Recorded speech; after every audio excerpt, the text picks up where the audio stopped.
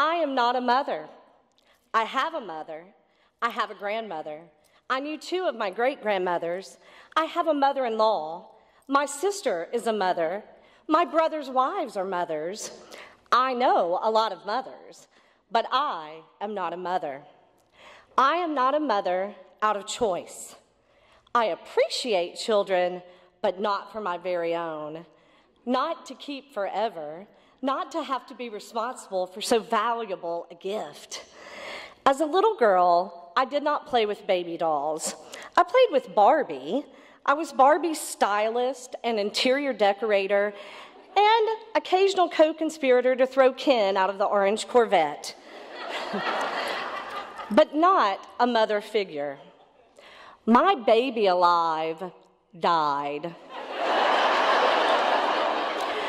By died, I mean it rotted. Literally, a mess of latex and baby clothes laying on the floor of the closet because I had not given it enough water to flush out the baby food from its stomach. I didn't want to change its diaper, so I simply withheld much-needed water. Face it, I was a bad, bad doll mother. The realization that I did not want to be a mother came to me at a young age. I was between 10 and 11, and we were at a picnic in a lovely park in my small hometown.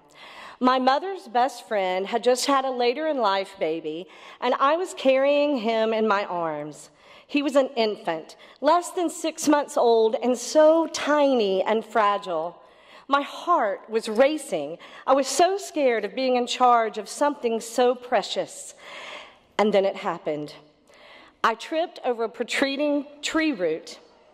I went down, and the baby flew up out of my arms. And I don't know how I did it, except for adrenaline and guardian angels, but I rolled over to my back and caught the baby on my chest. He had not gone that high up in the air, but for that split second, I had lost control. He didn't even cry. I did. The wind was knocked out of me, and I felt like I had broken every bone in my body, but I had kept the baby from being hurt. I wouldn't even stand up. I just laid there until help arrived. I never wanted to be in charge of something so precious and fragile again. And that is when I knew that I would never be a mother. Dramatic? Maybe. Grain of truth? Yes. I grew up. I stopped being so terrified of taking care of children, but still I had no overwhelming desire to have any of my own. I enjoyed other people's children.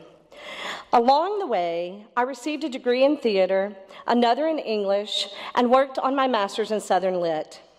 I got engaged, left at the altar, and then engaged again to a wonderful man. I got married. I still didn't have any children, but what a beautiful, gorgeous life I had. And I just celebrated my 18th wedding anniversary.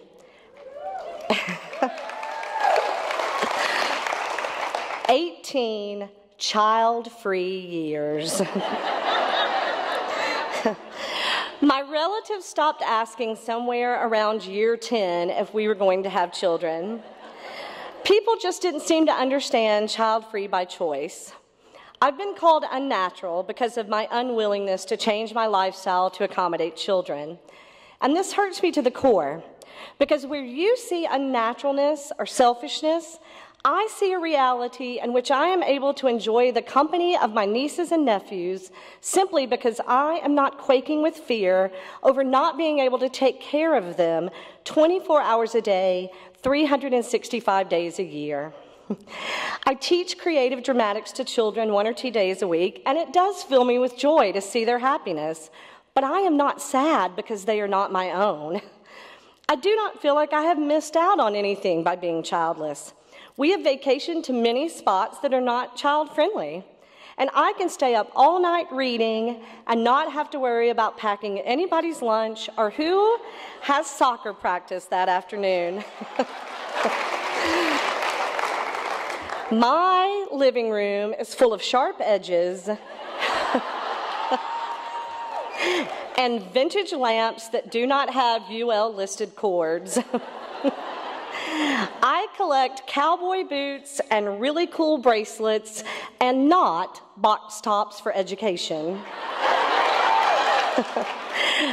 I made a choice that is just as valid as anyone's choice to have children.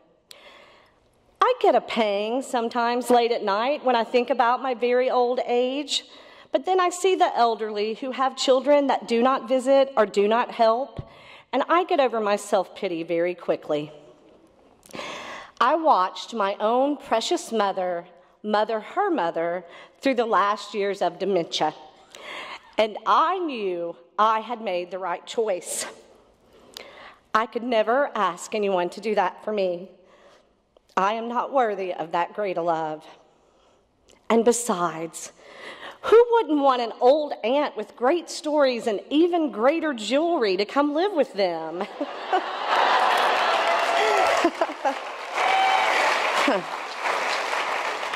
I am happy and fulfilled and content. I am not a mother.